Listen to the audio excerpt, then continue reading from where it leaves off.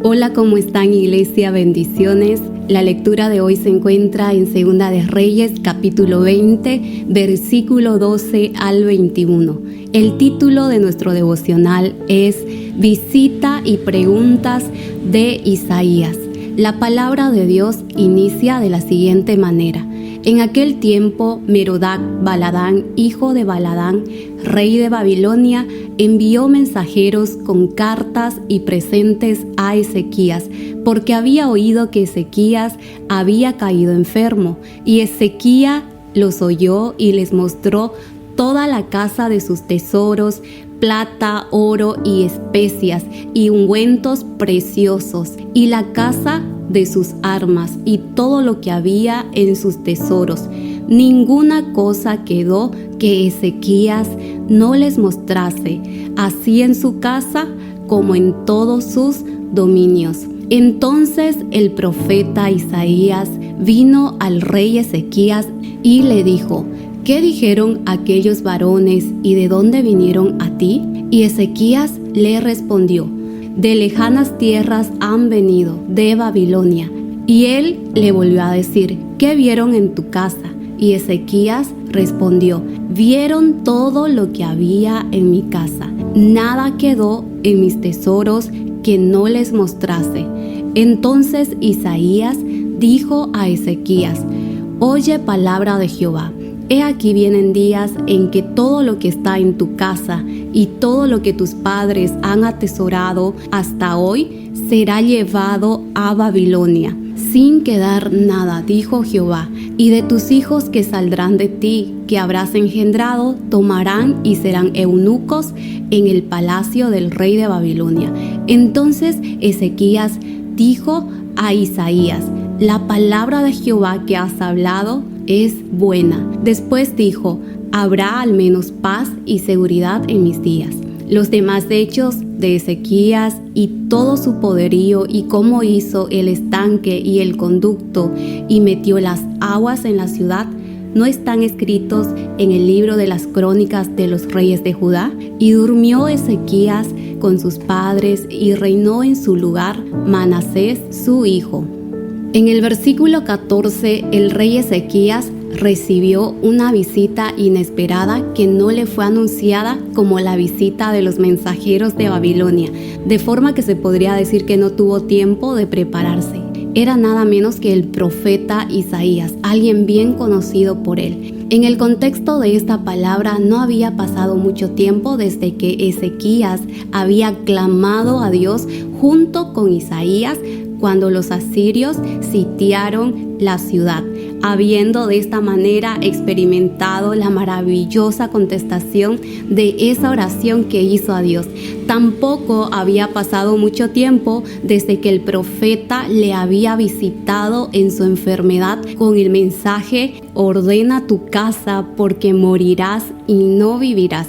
En esta ocasión este profeta no venía a un rey deprimido y enfermo de muerte, sino a un rey que estaba en la gloria. Vino a uno que después de la visita de los diplomáticos babilonios andaba por las nubes, como extasiado por el reconocimiento mundial y los honores que había recibido. Y el profeta Isaías nos hace ver la palabra que no era un hombre que necesitaba una introducción fervorosa para llegar al punto que deseaba tocar. Y como era de esperar, muy conciso, con pocas palabras, Isaías le planteó 3 preguntas al rey en el versículo 14 y 15. ¿Qué dijeron aquellos varones? ¿De dónde vinieron a ti? ¿Qué vieron en tu casa? Recordemos que el compromiso de Ezequías con Dios en los años iniciales de su reinado se caracterizó por la purificación que él hizo en la nación. Sin embargo, durante esos 15 años que Dios le concedió cuando estuvo al borde de la muerte, Ezequías podríamos decir que ya no era el mismo.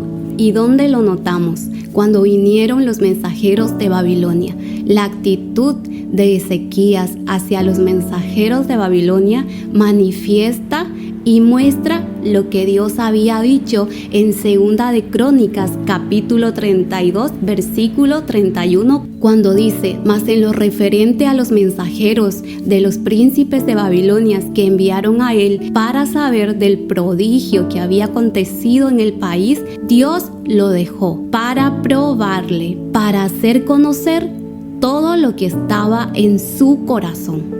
En palabras sencillas, Dios dejó que él atendiera el asunto de la llegada de los mensajeros por sí mismo. Esto fue como una oportunidad para que Ezequías viera, escudriñara lo que realmente había en su corazón. Como dice en otra versión, si todavía respetaba y obedecía a Dios como antes. En el libro de Isaías también encontramos parte de la vida y reinado de Ezequías, y precisamente en el capítulo 39, versículo 2, también se nos vuelve a decir lo que nos dice Segunda de Reyes: y se regocijó y les mostró la casa de su tesoro y toda su casa de armas y todo lo que se hallaba en sus tesoros. No hubo cosa en su casa y en todos sus dominios que Ezequías no les mostrase. Vemos que lo que hizo fue buscar impresionar a estos mensajeros del rey de Babilonia. En otras palabras, se enalteció él y no enalteció a Dios. Buscó esa honra y aprobación en otros en lugar de quien le había dado todo lo que en ese momento él estaba disfrutando. Y la primera pregunta que Isaías hace a Ezequías es: ¿qué dijeron aquellos varones? Al parecer, Ezequías omitió contestarla, al menos no leemos nada al respecto. Pero sí leemos que los mensajeros de Babilonia venían con un claro deber de sus superiores: saber del prodigio que había acontecido en el país, pero también aprovechar esta ocasión para poner bases de presentarle la oferta de una alianza en contra del enemigo que tenían en común, y ver detalles, descubrir los puntos débiles del rey y de su reino. El comportamiento de Ezequías ayudó a que la misión de los enviados de Babilonia tuviera éxito. Quiero invitarte a que medites en esto. ¿En qué áreas en las que me muevo estoy buscando la honra y aprobación de otros que me está impidiendo dar un testimonio abierto y auténtico? La segunda pregunta que le hace es: ¿de dónde vinieron a ti? Esta pregunta retórica debía haberle abierto los ojos a Ezequías para que él viera qué clase de personas había recibido y qué peligro presentaba Babilonia. Casi puedo imaginarme al rey contestando con entusiasmo y orgullo a la seria pregunta del profeta Isaías. El honor recibido le hizo contestar con ojos brillantes: de lejanas tierras han venido, de Babilonia. Y la última pregunta que le hace es: ¿qué vieron en tu casa? Aquí también vemos la franqueza del rey cuando responde: vieron todo lo que había en mi casa, nada quedó en mis tesoros que no les mostrase. En Mateo capítulo 12, versículo 34, nuestro Señor Jesús dijo: de la abundancia del corazón habla la boca. De la abundancia de lo que había en este momento en la vida de Ezequías es lo que él hizo, es lo que él habló y es lo que él mostró. Así como Isaías como profeta representaba esa voz de Dios para hablar a quienes Dios le decía que hablase, en este tiempo la palabra, la Biblia, es esa voz de Dios que nos habla, nos exhorta, nos alienta, nos anima, pero también nos hace pregunta. Y una de las preguntas que la palabra en este día nos hace: ¿qué ven otras personas en tu vida, en tu casa? ¿De qué hablamos en nuestras conversaciones? ¿Cuáles son nuestros temas preferidos? Pensemos en esas oportunidades que Dios nos da, en esos contactos que originan conversaciones.